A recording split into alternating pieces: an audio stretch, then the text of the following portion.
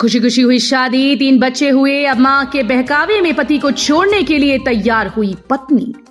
पहले पूरे हिंदू रीति रिवाज के साथ समाज के बीच में शादी हुई, उसके बाद 3 बच्चे हुए। अब महिला अपने पति के साथ नहीं रहना चाहती। मामला तब सामने आया जब भागलपुर के पर्वती मोहल्ले में लड़का अपनी मां, पिता और अन्य रिश्तेदारों के साथ बिहपुर लड़की को वापस ले जाने के लिए लड़की के मामा के घर पहुंचा, जहां लड़की अपनी मां के साथ दिल्ली से आई थी। लेकिन लड़का व उसके परिवार वालों को देखते ही लड़की और उसकी मां का पारा 7वें आसमान पर था। लड़की ने कहा कि मैं वैसे घरों में नहीं जाना चाहती जहां मेरी कोई कद्र नहीं होती। दिल्ली हाईकोर्ट में मामला चल रहा है, कोर्ट जो फैसला सुनाएगी वैसा ही करूंगी। वहीं पीड़ित लड़के का कहना है कि 2016 में हमारी शादी हुई थी और तब से पूरा परिवार ठीक ठाक चल रहा था, 3 बच्चे भी हुए। अब लड़की अपनी मां के बहकावे में आकर मुझसे अलग रहना चाहती है। तलाक देने की बात सामने आई है। वहीं मुआवजे के तौर पर 1 करोड़ रुपया मांगा जाता है या महीने का 1 लाख रुपया। हम लोग कमाने खाने वाले लोग हैं, इतना पैसा कहां से देंगे। हालांकि इस दौरान पर्वती मोहल्ले में मामले की जानकारी मिलने पर लोगों की भीड़ लग गई। सभी मूक दर्शक बने रहे, किसी ने लड़की या उसकी मां को समझने की जहमत नहीं उठाई। भाभी है, मम्मी है, इनके साथ नहीं होता है, सिर्फ उन्हीं के साथ होता है, सब उन्हीं के साथ होता है।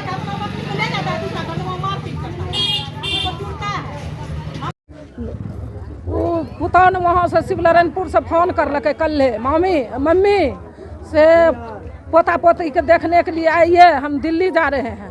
कलिए कनियन पोता पोती खाली देखे नहीं जेबे, हम तोरो बिदागरी जेबे। कनियन घर बसाबो, घर 4 साल से बर्बाद हो रहा बेटा, केस कर ले छो 3 गो, केकर पैसा जा रहा है बेटा, तोरा हम ले से जा रहा छियो।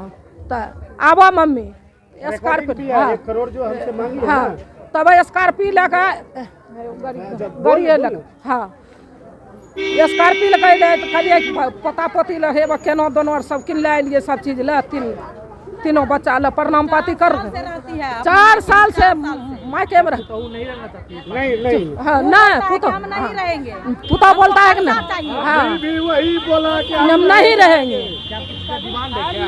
हाँ हमको पैसा दीजिए, 1 लाख के महीना दीजिए। तो हमारा बेटा का सर्विस है, कहाँ से 1 लाख देगा। मंजू देवी हमको भी नाम है, मंजू देवी। मामला ये है कि हमारा शादी 2016 में हुआ था, ठीक है ना। जिसके बाद जो है मेरी पत्नी मेरे घर में रहना नहीं चाहती है, ठीक है ना। बार बार मैके जाती है, वहाँ से झूठा केस मेरे ऊपर करती है, केस करती है, झूठा अपलंग लगाती है कि मेरे को मारता है, पीटता है, खाना नहीं देता है। ऐसा कोई बात है नहीं। जाके आस पड़ोस में पूछ ले, मेरे घर के अगल बगल में भी पूछ ले कि मेरे घर में लड़ाई भी होता है या नहीं होता है, ठीक है ना। इनकी माँ, इनके पिताजी, इनका कहना है कि दिल्ली रहोगे तो ज़िंदगी बसर होगा, नहीं रहोगे बर्बाद कर देंगे, ठीक है ना। 3 बच्चे हैं। 1 महीने की जब गर्भवती हो जाती है ना, तो तब जा कर के माँ से चुपके से केस करवा करके ये डायरेक्ट मेरे ऊपर हमला करके, ठीक है ना, ये अब मैके चली जाती है। और मेरे को कानों तक खबर नहीं होता है कि मेरे साथ ये क्या रचना रच रही है। और सारा सबूत मेरे पास है, सारा स्टाम्प पेपर पे लिखा हुआ है। ये जब ये गई है यहाँ से, ठीक है ना, स्टाम्प पेपर पर लिख करके जाती है और उसके बाद जो है लिख करके जाने के बाद जो है मेरे ऊपर वो केस कर देती है। हाँ धमकी देता है, धमकी ये देता है कि मेरे को 1 करोड़ रुपया दो, तब हम तुमको छुटकारा दे देंगे। कहाँ शादी किए थे? शादी हम शिवनारायणपुर से किए थे और केस जाकर के ये दिल्ली में जाकर के, और 3 केस की। और 1 बार दिल्ली से हम लाए, कोर्ट से लाए, कोर्ट के मामले से, ठीक है ना।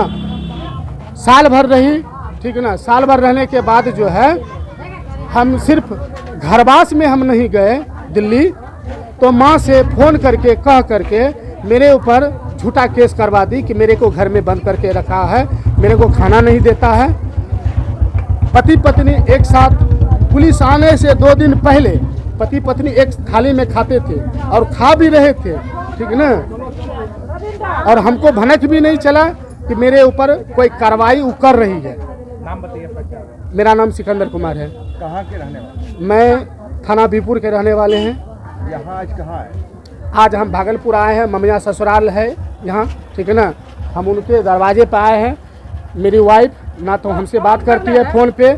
मम्मी को सिर्फ फ़ोन की थी कि आइए पोता-पोती के लिए भेंट करने के लिए, तो ये बोली कि हम पोता पोती को भेंट करने के लिए नहीं, हम विदा करने के लिए आएंगे। इस पथ पर से जो है वो आई और 4 साल से वो अपना मैके रह रही है, ठीक ना। इसका मेन अहम रोल जो इसका किरदार जो होता है, डायरेक्टर जो होता है, इनके माँ बाप और मेरी वाइफ है अहम जो डायरेक्टर।